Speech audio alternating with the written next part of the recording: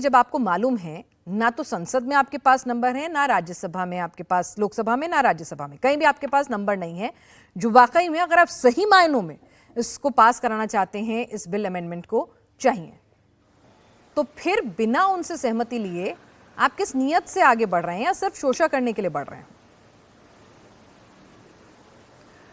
आप सबको मेरा नमस्कार।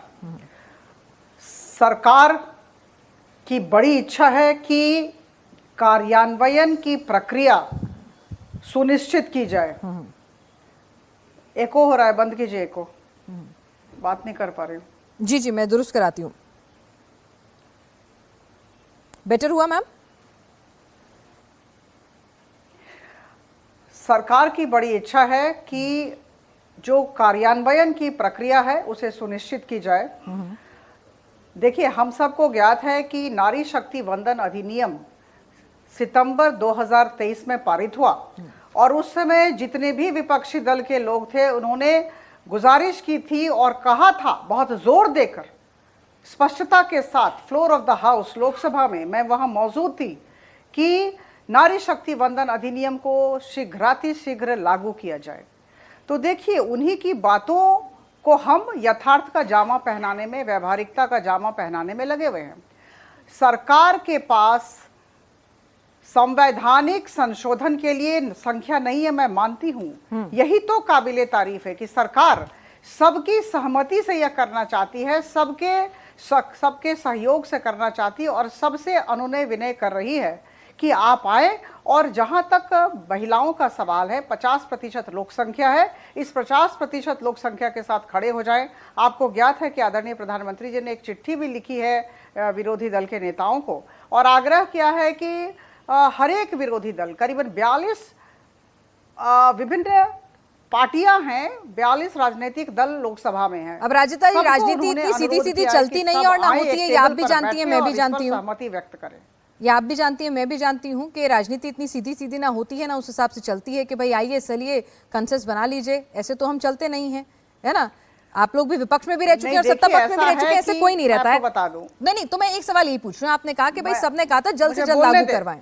मैं आपके पास आऊंगी, आप बोलेंगे या मैं बोलूंगी? नहीं, आपने बोला, मैं उसी का जवाब, दूसरा सवाल पूछ रही हूँ, उसका जवाब दे दीजिए।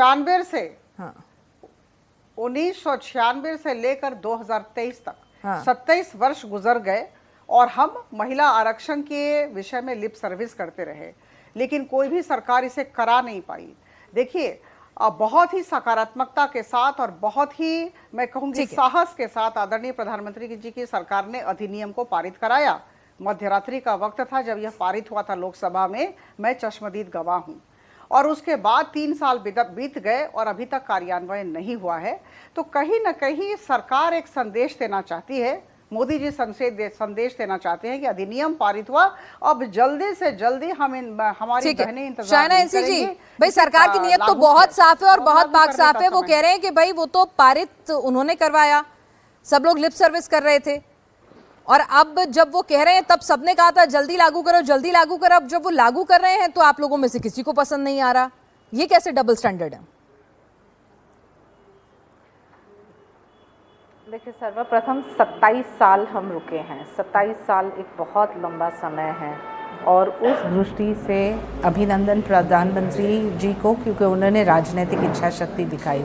जहां महिला आज शिक्षित, सुरक्षित, आत्मनिर्भर है, वहां मौका का इंतज़ार था और वो मौका मिला है। तो जो लोग डिलिमिटेशन सेंसस की बात कर रहे हैं, प्लीज़ कृपया एक बार अलग से समझ लीजिए कि 2011 के सेंसस का इस्तेमाल किया जाएगा और महिलाओं को जहां 816 सीट्स में से 273 सीट्स पे महिला को लड़ने का चांस मिल रहा है, ये ऐतिहासिक है।